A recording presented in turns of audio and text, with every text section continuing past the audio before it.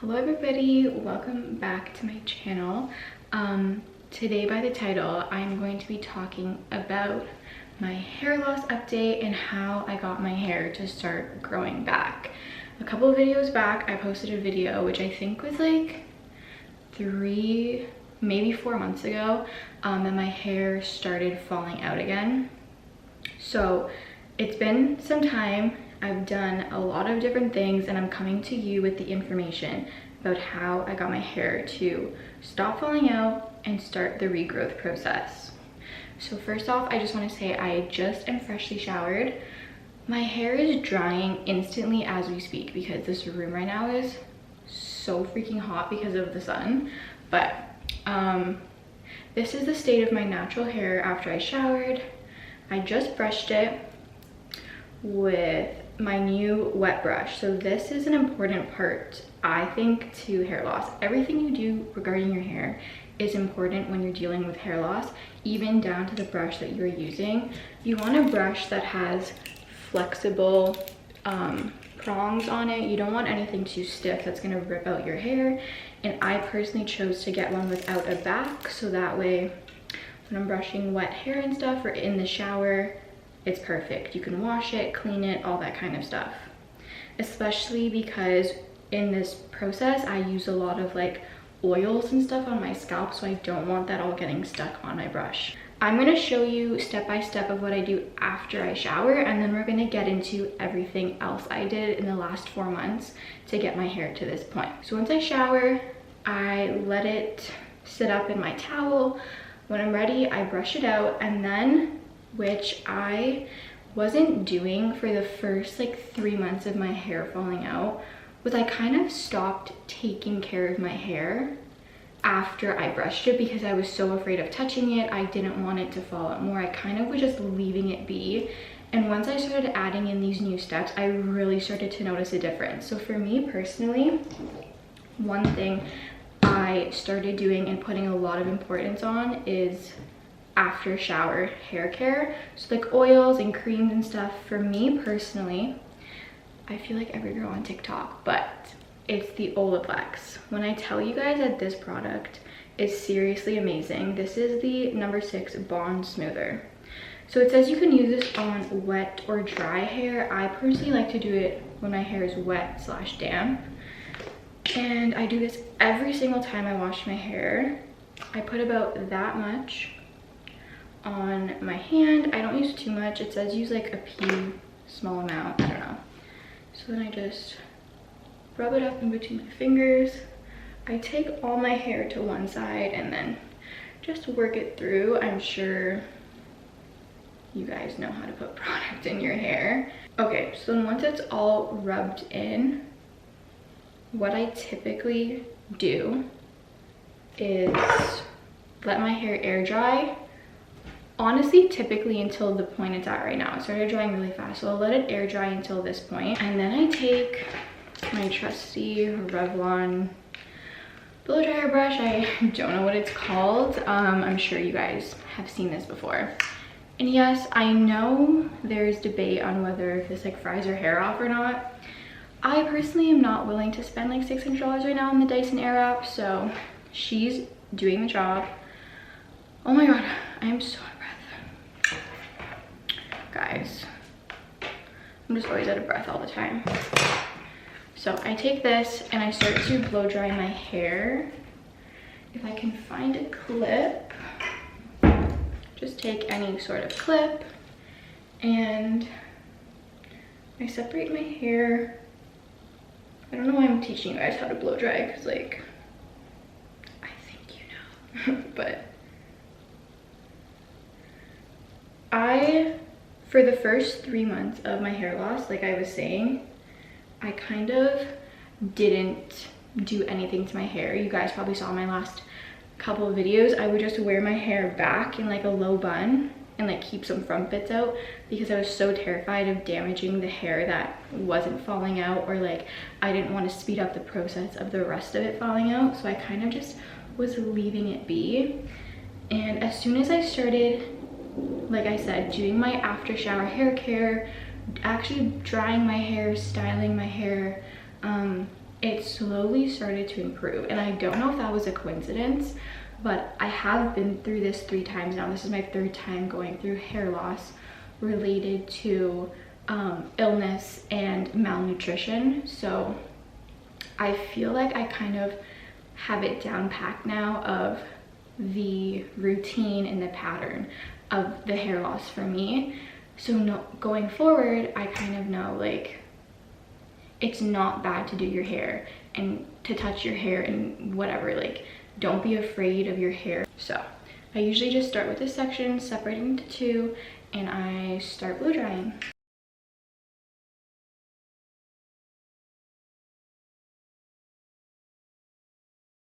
I have been trying to avoid excessive amounts of heat. So I've been learning, and I taught myself how to get a wispy blowout with only my blow dryer. That way I'm only using 1 heat tool on my hair. I don't touch it with flat irons. I don't touch it with curling irons, which I was like obsessed with.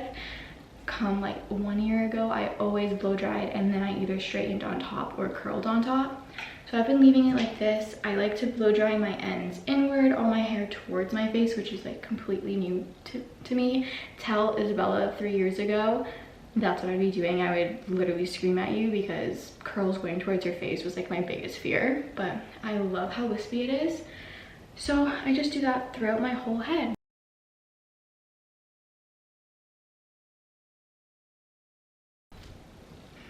Okay, I literally just did my last piece of blow drying my hair, and I want you guys to see closely now what I mean when I say all of frizziness of my hair. So this is kind of the state that happens after I blow dry it, because all my newly growing in hairs are like poking up everywhere. You could see them all right here at the front. I kind of have like a crown of newly growing in hair on both sides of my face. So all of this is new growth.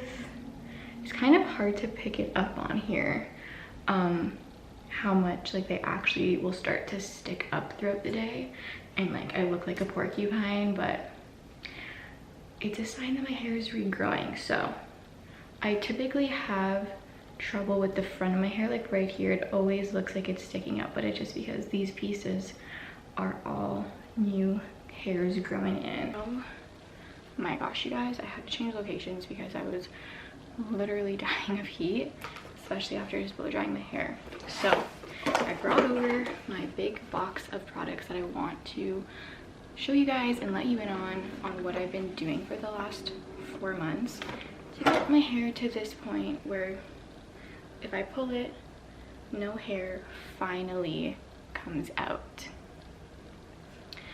So I want to preface by saying, I slightly mentioned it already, my hair loss I personally know is due to my illness, which is Crohn's disease. I also have psoriasis on my scalp, so that, you know, clogs your hair follicles and all of that, and mainly due to the malnutrition that comes with my Crohn's flare-ups. So I was in a flare-up for 8 months, from January 2021 to September 2021, and or that's like 9 months, I think. Yeah, 8 or 9 months. And in that time, I lost significant amounts of weight. I wasn't eating properly. Everything I was eating was not being absorbed by my body. Hence the extreme malnutrition happening in my body. Hair loss, I always find, takes like a couple months to catch up to the actions that have been happening in your body. So my hair loss doesn't start instantly with my flare-up. It takes 4 to 5 months for it to kind of catch up to me, which is what happened. My hair started falling out in about May, and just recently, I would say in the last month, I really started to know significant decrease in the amount of hair that was falling out, and noticing all of my regrowth starting to like sprout out everywhere.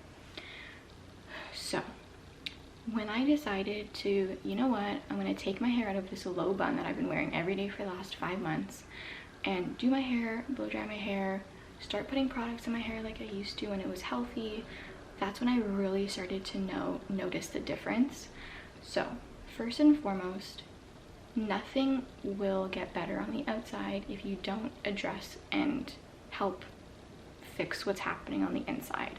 So because I knew it had to do with my malnutrition, I was like, you know what, I gotta get back on my vitamin regimen that I used to be on when my hair fell out like 3 years ago. I would suggest, I'm not a doctor, this is what worked for me. I would always suggest consulting either your family doctor, your specialist if you have a chronic illness, or for me, I found great benefit speaking to a naturopath because they told me specific things I'm going to be going over right now that I would have never known otherwise. So first off, for vitamins, I wanted to find out what I was deficient in. So I know now going forward, every single time I have a flare-up, I'm always deficient in vitamin D, vitamin B12, and my omega 369. I have been taking these since the first time I ever experienced hair loss, which was in my last year of high school. This was before I was diagnosed with Crohn's and was really just experiencing slight hair loss, malnutrition. I was recommended these by a family friend. They're omega 369 blend. This is the vegan blend, so they're not made with fish oil. They're made with like plant substances. The bottle says to take 2 of these 3 times daily. I personally take 1 or 2. This is what they look like. I know they're quite big, they look a bit frightening, but they slide right down because they're oil based. And I always take these with food. I take all of my vitamins with food just because it helps my body digest and break them down better and really absorb them with the food that I'm eating. Next is vitamin B12. Where my Crohn's is localized in my GI tract is the part of your intestinal tract that absorbs vitamins from your food. So it's really convenient for me. Obviously that would happen. So a lot of vitamins, specifically B12, I do not absorb from the food I eat. So my naturopath, this is the thing I never would have known if I didn't go see him, was like, if you take a B12 supplement similar to my omega-3s in pill form, it's being digested in your stomach the same way food is, you're not going to absorb it. So he recommended I do these, which are pretty much like a breath strip that you guys have seen in the past. It literally looks like a pack of menthol breath strips. I keep it in my purse, I keep it beside my bed, and you put them under your tongue and you let it dissolve. They're minty, so it literally is a breath strip. Don't taste bad at all, just straight up mint. It has an extreme cooling sensation and it kind of hurt a little just because it's under your tongue and it's like holding toothpaste under your tongue pretty much. You just let these dissolve. These are 1000 mcgs per strip. I was recommended to take 5 strips a day, and I know that seems excessive, but that's how low my B12 is. Next, vitamin D. So important for everyone to take, especially during flu season. If you live in cold climates like we do here in Canada, where you don't get sun a lot for a duration of the year, D3 is so important, especially if you have chronic illness as well. I prefer the drops. I drop, so these ones are also 1000 mcgs per drop. I do about 4 drops every morning, so 4,000. I was recommended to actually take 10,000 mcgs a day. I just determined it. I do about 4,000, and I like to drop this into orange juice, and I drink it every morning with my breakfast, and that way I'm also getting some vitamin C from my orange juice. And last but not least, for supplements that I take that are so important, I think, in the regrowth of my hair, is biotin. Now this I don't know, I've heard mixed things from people. They don't like taking biotin, or they're apprehensive to take it because they think they're going to start growing hair everywhere. I personally have never experienced that. I've taken this the last time I lost my hair as well as this time. It's super important though with these types of supplements to read the directions. You're not supposed to take biotin every single day for like the rest of your life. I take 1 pill for 30 days and then I cut it off. They're super small. They're honestly so adorable. Like, anyone can take biotin. Like, it's honestly minuscule, and it's pink, and it's so cute. So like I said, 1 a day for 30 days and then done. You don't want to go overboard with this. I'm pretty sure it even says, yeah, it says take 1 soft gel daily, consult healthcare practitioner for use beyond 1 month. So literally this is a 1 month sort of thing. Do it and it's done. Next is for the actual scalp care portion. Your scalp is where your hair is growing out of. It needs to be moisturized, it needs to be loved, cared for, all of that. Like I said, I also have psoriasis that is localized to my scalp, so it does clog my hair follicles, makes my scalp very sensitive, and limits what kind of shampoos and stuff I use, just because a lot of things irritate and aggravate my psoriasis. Something I did do religiously once or twice a week was this product right here. So this is the Amazing Hair Savior Natural Hair Oil, and it's so cute. It says on the little bottle, to love your scalp is to love your hair, which is so true. You're not gonna have nice hair if you don't take care of your scalp. So this bottle is quite messy. This is a very oily product. Now this is treated as a hair mask, so I would do this typically once a week, saturate my entire scalp in this product, and I would sleep with it overnight and then wake up the next morning and shower. It just leaves your hair, because like as you're washing, the product obviously trickles down to your ends. It leaves your hair so soft, so moisturized. And on the back it pretty much says thickens hair, improves overall hair health, penetrates root to tip for hydration, moisturizes the scalp, removes loose dandruff. All things I needed at the time, and I still continue to use this product. My dad actually bought this for me, I'm pretty sure from a health food store, but I'm gonna try to find it online and link it below for you. This is probably my favorite hair mask slash treatment I have ever used. I just really notice a difference when using this, which doesn't happen often. I would say for products, these 2 products right here, I noticed the biggest improvement in how my hair looked and felt. So I definitely recommend both of these products to you. And that is pretty much all I kind of did. I would say number 1 thing is stress. Just like, you have to reduce your stress. Stop worrying about it. Whatever is meant to happen will happen. Try your best to keep your hair healthy, your insides healthy. If you need to figure out what's going on, speak to your doctor or practitioner and just go from there. Hair, I know it's so hard and it solely affects your self-esteem. At least it does for mine when it's falling out or even regrowing. But I just want you to know you're beautiful no matter what. But yeah, this is everything I've been doing the last 4 months to get my hair back to this point. I hope you enjoyed. Please leave a comment, like, subscribe, and I will see you guys in my next video. Bye.